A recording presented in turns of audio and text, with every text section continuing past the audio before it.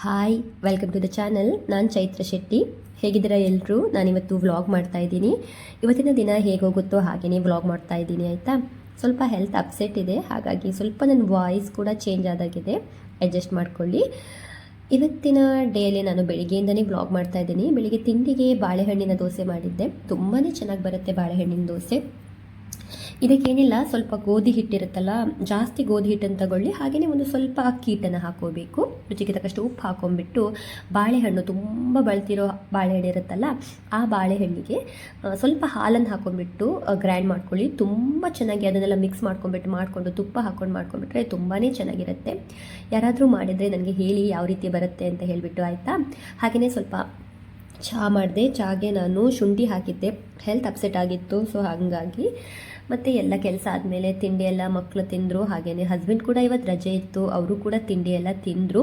ನಂದು ಹಾಗೆ ತಿಂಡಿ ಎಲ್ಲ ಆದಮೇಲೆ ಮತ್ತು ಕ್ಲೀನಿಂಗ್ ಇತ್ತಲ್ಲ, ಹಾಗಾಗಿ ಸ್ವಲ್ಪ ಕ್ಲೀನಿಂಗ್ ಮಾಡ್ತಾಯಿದ್ದೆ. ನನಗೆ ಹುಷಾರಿಲ್ಲದೆ ಇದ್ರೂ ಕೂಡ ಮನೆ ಕ್ಲೀನಾಗಿರಬೇಕು, ಅಡುಗೆ ಮನೆಯಂತೂ ನನಗೆ ಕ್ಲೀನಾಗಿರಬೇಕು. ಇಲ್ಲ ಅಂತಂದರೆ ಏನೋ ಒಂಥರ ಫೀಲ್ ಆಗುತ್ತೆ. ಹಾಗಾಗಿ ಸೊ ಚೆನ್ನಾಗಿ ಕ್ಲೀನ್ ಮಾಡ್ಕೊತಾ ಇದ್ದೀನಿ. ನಿಮ್ಮ ಮನೇಲೆಲ್ಲ ಏನೇನು ತಿಂಡಿ ಮಾಡಿದ್ದೀರಾ ನನಗೆ ಕಮೆಂಟ್ ಮಾಡಿ, ಆಯಿತಾ. ಸೊ ನಂದು ಕ್ಲೀನಿಂಗ್ ಎಲ್ಲ ಕೆಲಸ ಮುಗ್ದಾದ್ಮೇಲೆ ಮತ್ತೆ ಸ್ವಲ್ಪ ಹೊರಗಡೆ ಎಲ್ಲ ನೆಲ ಉದ್ದೋದು ಅದೆಲ್ಲ ಇತ್ತಲ್ಲ, ಅದನ್ನೆಲ್ಲ ಮಾಡಿಕೊಂಡೆ.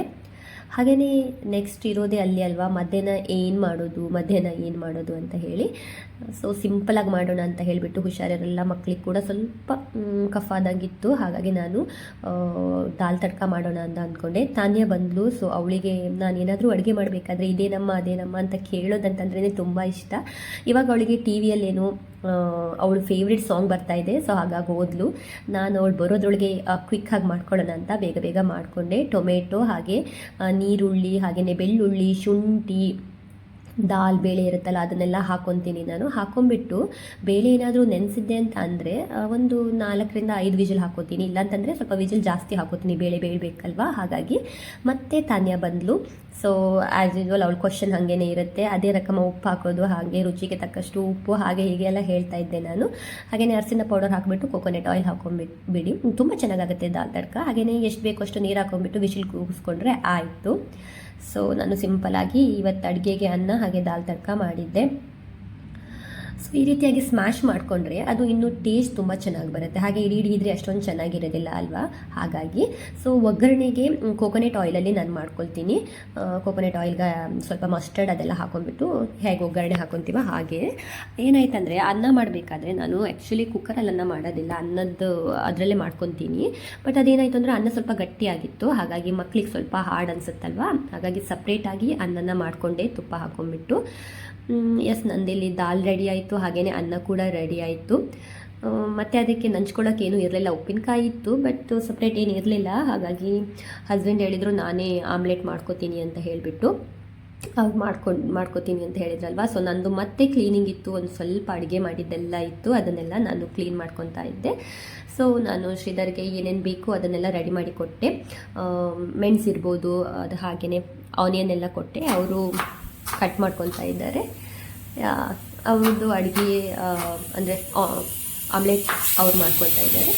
ಸೊ ನಾನು ನೋಡ್ತಾ ಇದ್ದೆ. ಯೂಶ್ವಲಿ ನನಗೆ ಆಮ್ಲೆಟ್ ಮಾಡೋದಕ್ಕೆ ಬರೋದಿಲ್ಲ. ಯಾರಾದರೂ ಕೇಳಿದರೆ ನಗಾಡ್ಬೋದು, ಬಟ್ ನಿಜವಾಗ್ಲೂ ನನಗೆ ಎಷ್ಟು ಸಲ ಮಾಡಿದರೂ ಕೂಡ ಆಮ್ಲೆಟ್ ಮಾಡೋದಕ್ಕೆ ಬರೋದಿಲ್ಲ. ಶ್ರೀಧರ್ ತುಂಬ ಚೆನ್ನಾಗಿ ಆಮ್ಲೆಟ್ ಮಾಡ್ತಾರೆ. ಸೊ 2 ಮೊಟ್ಟೆ ಹಾಕಿಬಿಟ್ಟು ಚೆನ್ನಾಗಿ ಕಲಿಸ್ಬಿಟ್ಟು ಆಮ್ಲೆಟ್ ರೆಡಿ ಆಯಿತು. ತುಂಬಾ ಚೆನ್ನಾಗಿರುತ್ತೆ ಅವ್ರು ಮಾಡಿರೋ ಆಮ್ಲೆಟ್ ತಿನ್ನೋದಕ್ಕೆ. ನಾನು ಮಾಡಿದ್ದು ತಾನೇ ಒಬ್ಬಳೇ ತಿನ್ನೋದು ಅನ್ಸುತ್ತೆ. ನನಗೆ ಕೂಡ ಇಷ್ಟ ಆಗೋದಿಲ್ಲ, ಬಿಕಾಸ್ ನನಗೆ ಆಮ್ಲೆಟ್ ಮಾಡೋದಕ್ಕೆ ಬರೋದಿಲ್ಲ. ಏನು ಬರೋದಿಲ್ವೋ ಅದು ಬರೋದಿಲ್ಲ ಅನ್ನೋದ್ರಲ್ಲಿ ನನ್ನ ಪ್ರಕಾರ ಏನು ತಪ್ಪಿಲ್ಲ ಅಲ್ವಾ. ಹಾಗೆಯೇ ತಾನ್ಯ ಮತ್ತು ತಕ್ಷವಿ ಕೂಡ ಊಟ ಮಾಡೋ ಟೈಮ್ ಆಗಿತ್ತು. ತಕ್ಷವಿ ಕೂಡ ಬಂದಳು. ಸೊ ಹಾಗಾಗಿ ಅವಳಿಗೆ ನಾನು ಊಟ ಮಾಡ್ತಾ ಇದ್ದೆ. ದಾಲ್ ಇರೋದ್ರಿಂದ ತುಂಬ ಈಸಿ. ದಾಲ್ ಇಲ್ಲ ಅಂತಂದರೆ ನಂಗೆ ಕಷ್ಟ ಆಗುತ್ತೆ, ಅವಳಿಗೆ ಸಪ್ರೇಟಾಗಿ ಏನಾದರೂ ಮಾಡ್ಕೊಳ್ಬೇಕು.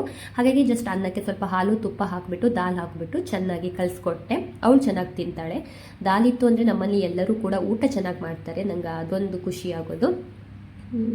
ಮಕ್ಕಳಿಗೆಲ್ಲ ಊಟ ಮಾಡಿಸ್ದೆ, ಹಾಗೆಯೇ ನಾನು ಕೂಡ ಊಟ ಮಾಡಿದೆ. ಊಟ ಮಾಡಿಕೊಂಡು ನನ್ನ ಮಧ್ಯಾಹ್ನದ ರೂಟಿನಲ್ಲಿ ಮಲಗ್ತೀನಿ. ಹಾಗೆಯೇ ಮಲ್ಕೊಂಡೆ, ಮಕ್ಕಳು ಕೂಡ ಮಲಗಿದ್ರು. ಮಧ್ಯಾಹ್ನ 1-2 ಗಂಟೆ ತನಕ ಅವ್ರನ್ನ ನಾನು ಮಲಗಿಸ್ತೀನಿ. ಪಾಪ ಅವಳಿಗೆ ಕೋಲ್ಡ್ ಆಗಿತ್ತು ಕೂಡ. ಹಾಗೆಯೇ ಒಂದು ಸ್ವಲ್ಪ ನಾನು ಗ್ಲಾಸೆಲ್ಲ ಕ್ಲೀನ್ ಮಾಡಬೇಕು ಅಂತ ಅಂದ್ಕೊಂಡಿದ್ದೆ. ನನ್ನ ಗ್ರಾಚಾರ ನೋಡಿ ಅಲ್ಲಿ ಹಾಲು ಇಟ್ಬಿಟ್ಟು ಬಂದಿದ್ದೆ. ಸೊ ನಾನು ಅಲ್ಲೇ ಇದ್ದೆ, ಆವಾಗ ಅದು ಹಾಲು ಹೋಗಲಿಲ್ಲ. ಜಸ್ಟ್ ಇಲ್ಲಿ ಬಂದು ಕ್ಲೀನ್ ಮಾಡೋದಾ ಬೇಡವಾ ಅಂತ ಆಲೋಚನೆ ಮಾಡ್ತಾ ನಿಂತಿರಬೇಕಾದ್ರೆ ಹಾಲೆಲ್ಲ ಹೋಗ್ಬಿಡ್ತು. ಮತ್ತೆ ಕ್ಲೀನಿಂಗ್. ಈ ಥರ ಆದರೆ ಕೋಪ ಬರುತ್ತಲ್ವ, ಬೇರೆ ಏನಾದರೂ ಕೋಪ ಅಲ್ಲ, ಹಾಲು ಉಕ್ಕಿದ್ರಂತೂ ಸಿಕ್ಕಾಪಟ್ಟೆ ಕೋಪ ಬರುತ್ತೆ. ಹಾಗೆ ಕಾಫಿ ಚಹಾ ಕುಡ್ಕೊಂಡು ನಾವು ಜಸ್ಟ್ ಹೊರಗಡೆ ಹೋಗಿ ಬರೋಣ ಅಂತ ಅಂದ್ಕೊಂಡ್ವಿ. ರಜೆ ಇತ್ತಲ್ವಾ, ಮತ್ತು ಮನೆಯಲ್ಲಿ ಬೇಜಾರಾಗ್ತಿತ್ತು. ಮಕ್ಕಳಿಗೂ ಕೂಡ ಸ್ವಲ್ಪ ಹೊರಗಡೆ ಹೋದರೆ ತುಂಬಾ ಖುಷಿ ಆಗುತ್ತೆ.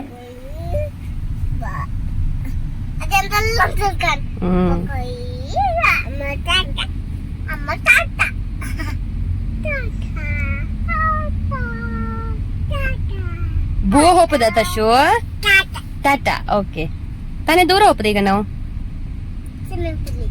ಸ್ವಿಮ್ಮಿಂಗ್ ಪೂಲಾ ಅಲ್ಲಪ್ಪ. ನಮಗೆ ಮೇಯ್ನಾಗಿ ಏನೋ ಪರ್ಚೇಸ್ ಮಾಡಬೇಕಿತ್ತು. ನಾವು ಲೊಕೇಶನ್ ಹಾಕ್ಕೊಂಡು ಹೋಗಿದ್ದು. ಆ್ಯಕ್ಚುಲಿ ಅದೇನಾಯಿತು ಅಂದರೆ ನಾವು ಹೋಗಿದ್ದ ಪ್ಲೇಸ್ ಬೇರೆ ಆಯಿತು. ಒಂದೊಂದು ಸಲ ಲೊಕೇಶನ್ ನಾವು ಹಾಕ್ಕೊಳ್ಳೋದು ರಾಂಗ್ ಆದರೂ ಕೂಡ ಅದೇನೋ ಒಂದು ಆಗುತ್ತೆ ಅಲ್ವಾ. ಯಾರಿಗೆ ಹೀಗೆ ಆಗಿದೆಯಾ? ನಮಗಿದು ಫಸ್ಟ್ ಟೈಮ್ ಆಗಿದ್ದು. ಸೊ ಹಾಗಾಗಿ ಇನ್ನೇನು ಮಾಡೋದು.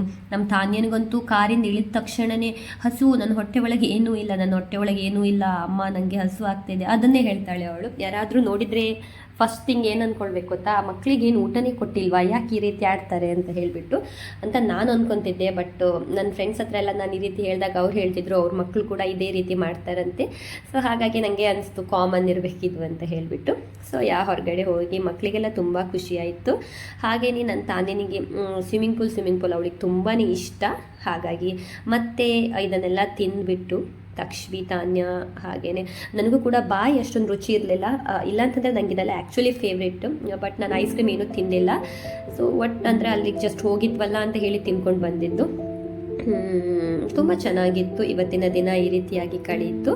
ಹಾಗೆಯೇ ಬರಬೇಕಾದ್ರೆ ಒಂದು ಮಕ್ಕಳಿಗೆ ಮತ್ತೆ ಬೇಜಾರು ಮಾಡೋದು ಬೇಡ ಅಂತ ಹೇಳಿಬಿಟ್ಟು ಹಾಗೆ ನಾವು ಸ್ವಿಮ್ಮಿಂಗ್ ಪೂಲ್ಗೆ ಹೋಗಿದ್ವಿ.